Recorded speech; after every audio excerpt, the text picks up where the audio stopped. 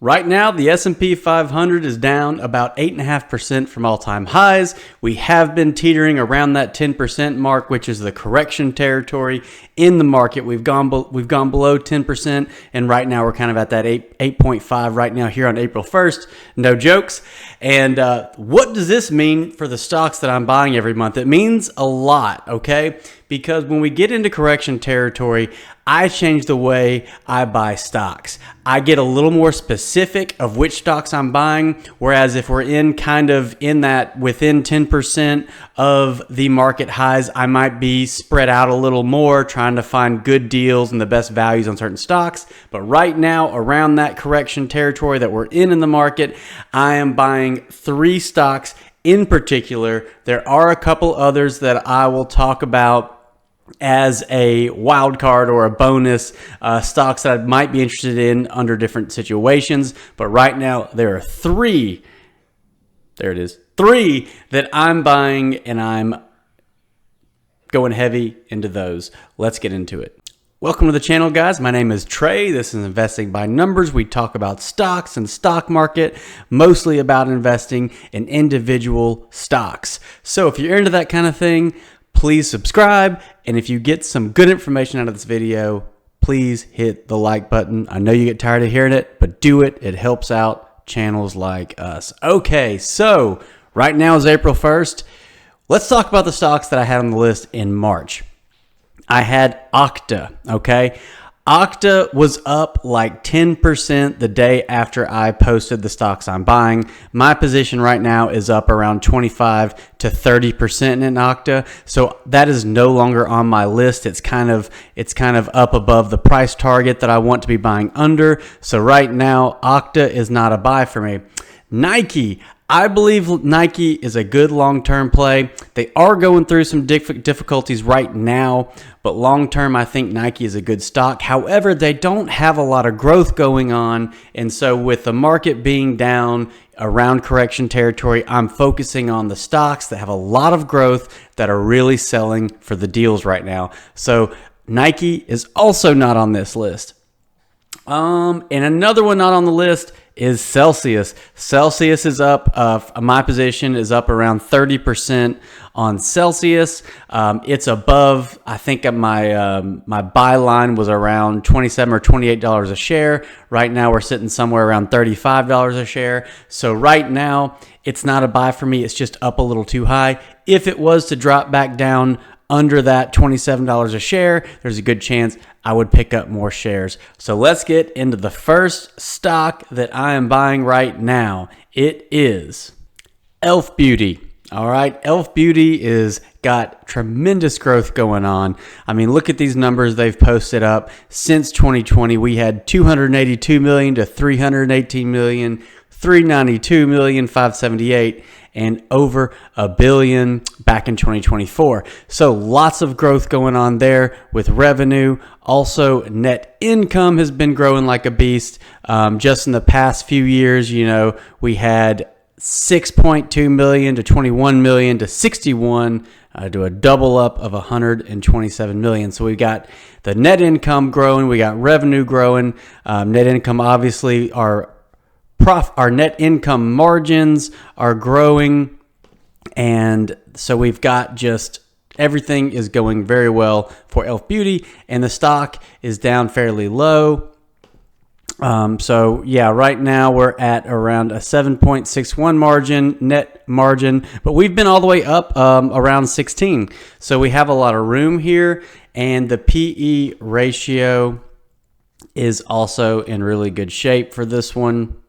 If we come down here to PE ratio, we are at under a 40, and we haven't been under a 50 really until recently, until back in 2020. So good PE ratio for Elf, and we still have all that growth going on with Elf.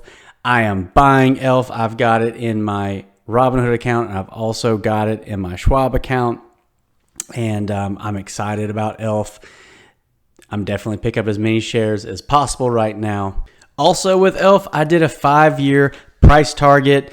that I believe ELF could possibly be at in 5 years. I did that video a week or two ago. I go into a lot more detail in that video, which I will link at the end of this video.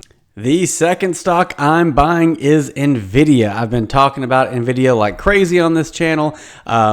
Earlier, a couple months ago, I was looking for under $127 a share. That was around a 50 PE at the time. We were having a hard time getting below that line there for a while at the beginning of 2025. And just recently, as new earnings have come out, that 50 PE has moved up to almost 150 a share. Right now, we are somewhere around, what are we at, like 115 or something like that? I don't know. What are we at? But anyway, I am picking up as much Nvidia as possible. Right now, anything under about $135 a share to me is a fantastic value on Nvidia. I mean, look at these revenue numbers. Just like ELF, we have extremely strong revenue growth, 11 billion to 16.5 billion to 27 billion. We had a kind of a leveled out break even year over year there, but then we jumped over a double up to almost 61 billion.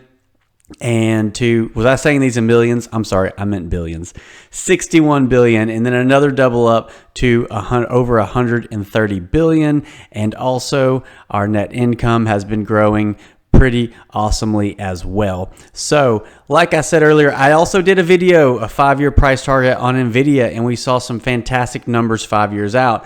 The net margin is around 55% right now on Nvidia, and in the next couple years, analysts also expect that number to increase just a few percent, not a whole lot, but they still expect the net margins to increase a little bit. All right, I think over the next 2 years, maybe 2 or 3%.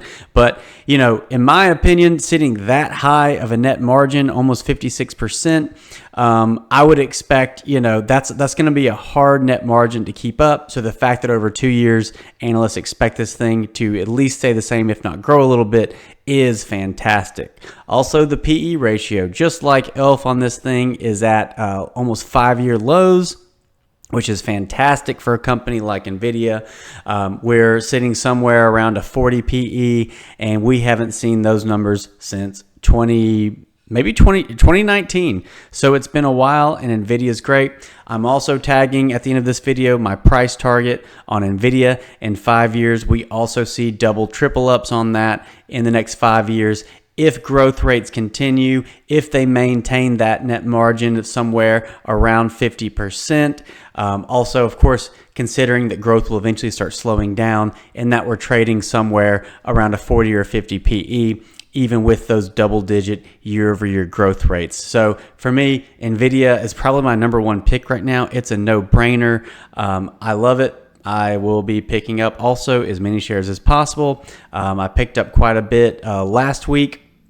And so, yeah, still excited about Nvidia, and I will maintain buying this thing, definitely under 135 a share, possibly under 150. It depends on what else is going on in the market, what other stocks are good values, whether or not I'll be buying in those ranges. But right now, I'm loving Nvidia, and I hope to get as much as possible.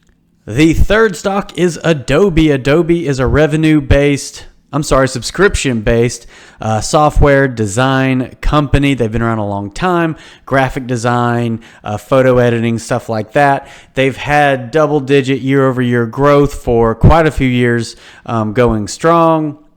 And right now, their PE ratio is the lowest it's been in quite a while. And just another stock that just does really well. They've kind of run sideways for a few years, and I think this is just a prime time to pick up shares. Obviously, we're sitting around a 25 PE, and this thing usually stays above a 40, and it runs all the way to the mid-60s PE-wise. But ever since even around 2013, this thing is usually above a 40. Obviously, back around in end of 2022, we did get down into the low 30s. 30s. But right now, this is the lowest the PE ratio has been since 2013, 2012. So pretty awesome there, especially since it's still got these great double-digit growths. Net margins have just been growing over time. Obviously, they're not the highest they've ever been, but we're sitting around a 30% net margin. They've gotten all the way up to around 40%, which is phenomenal. I mean, that's a fantastic net margin. This is just a great company with plenty of cash flow, and their balance sheet is also fantastic. This is another thing where, let's see, our cash on hand, we've got almost 7.9 billion, nearly 8 billion in cash on hand, and our total liabilities are 16 billion. So half of that would almost be covered by the cash we have on hand, but also total assets 30 billion, so almost twice what we have in liabilities. Obviously, long-term debt, we've just got over 4 billion. So the fact that we've got nearly 8 billion of cash on hand that covers long-term debt, and some other non-current liabilities and stuff like that is just fantastic. Great balance sheet. I give that an A balance sheet. So great things from Adobe. And another thing I like to look at here is what we got going with the analysts. So earnings, obviously, we got growth expected as far as our net income and revenue. Also, we have growth expected over the next couple of years, and end of this year, into 2026. Obviously, they still expect that roughly 10% year-over-year revenue growth. So fantastic there. So obviously, analysts expect around the same growth rates that we've been seeing. So, I mean, I need to do, this week I plan on doing my 5-year price outlook for Adobe. Obviously, I've done one for ELF and Nvidia, but I've not done one for Adobe. So stay tuned for that. Make sure you subscribe. I'll be releasing that this week. And these are the three I'm excited about. These are the three that I just feel really strongly about, as far as, where I want my money to go right now during this time of kind of the market correction. Obviously, the S&P is around 8.5%, but also the NASDAQ is in correction territory. So we are in kind of a market correction. S&P has dipped under the 10% range. So when that happens in the market, like I said earlier, I kind of like to focus in on the stocks that I truly believe are the best value, but also have the best growth. So growth stocks, and because they're going to be the ones that rebound pretty quickly. And, we hope that not only are we getting a good deal on a growing company, but with the market being in correction territory and being down, that if it's just a market correction, we should see some quick profits over the next few months. Obviously, there's always that chance that it could keep going down further and we could get into, a crash territory, more than 20%, but no one knows for sure. We have a lot coming out over the next few days with tariffs and stuff. So we'll kind of see what's going on there. I'm kind of feeling like that we're just going to be in correction territory. I don't really expect a crash, but if we do go into a crash, I'm completely prepared for that. I will raise the amount of money I invest every week. Right now, I put 25% of my pre-tax income into stock investments. And if we go into a market crash, if the market goes under 20%, lower than that, I'll just start putting more, and I might make some sacrifices. I might sacrifice vacation this year, or, stuff like that, and put that money into stocks as well while we are at really low prices. But I've got one more stock I want to get into. Even though these are the three I'm buying, we do have I do have one that is almost a buy for me, but it is not quite. And that stock is SoFi. I have talked about SoFi. I also did a 5-year price outlook on SoFi. I'll post that at the end of this video as well.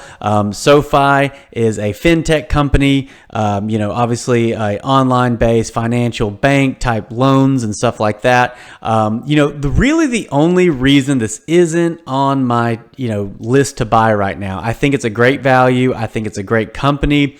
I am very cautious with banks. Obviously, SoFi is different, but I'm still just a little bit cautious with banks.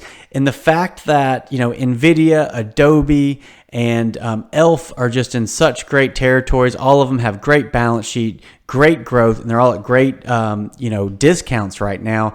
that's just where I feel best about my money going. Banks, their balance sheets aren't usually as strong. It's a completely, different kind of company. And so most banks, their balance sheets, are never going to be as strong as some of those Mag 7 companies and stuff like that. And that's just how banks go. There's also a little bit more risk in the banking industry. Obviously, especially during the great financial crisis, we saw some banks go under. And also, a couple years ago in 2022, we saw some of those banks go under. So for that reason, I'm just sticking with the other three I named. There's a good chance SoFi could outperform all three of the ones I named. I can't say that it won't. I obviously did my 5-year price outlook. I do think SoFi's got a lot of fantastic growth ahead of it. But since I've got, a good 3 stocks I like, I'm sticking with those right now. And I feel those 3 companies, ELF, Nvidia, and Adobe, are the kind of companies where I feel like I could just invest as much as possible without putting a cap on them. I just feel that safe about those companies. But let's check out revenue for SoFi.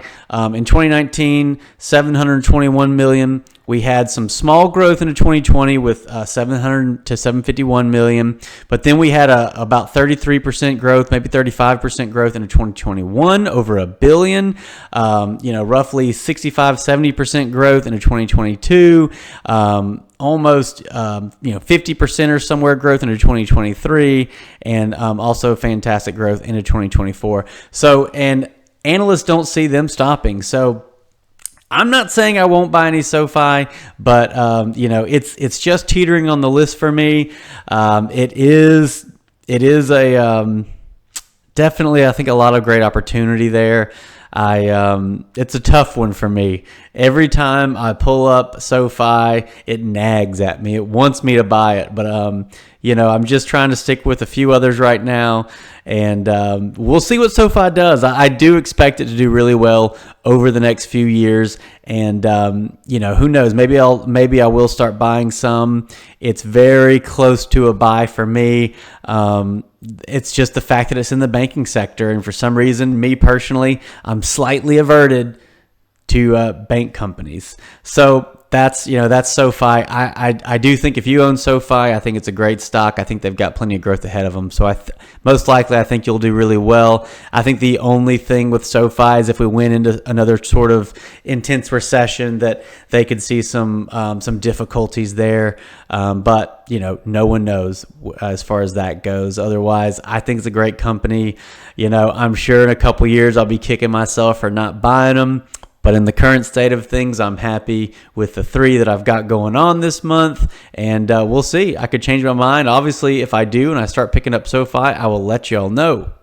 That's it for me, guys. Those are the top 3 stocks, possibly 4, that I'll be buying in the month of April. And especially with, like I said earlier, being in kind of in that correction territory, I do invest slightly differently as the stock market drops around that 10% down from all-time highs area. I start focusing on the big stocks that have had a lot of growth. Obviously, Nvidia and ELF. Adobe's kind of been around a long time. They're not really as much of a growth stock, but still, I mean, year over year, around that 10 to 15% growth year over year consistently, that revenue growth is just great. And the fact that they're trading at a 25 PE right now, I think is fantastic, especially with analyst predictions over the next couple of years that they will maintain that growth and maintain their fantastic net margins. So that's that. I hope you enjoyed this. Just kind of a quick rundown. I didn't want to spend a ton of time going into these stocks individually, but I will make more videos ahead of time with those. I've done some in the past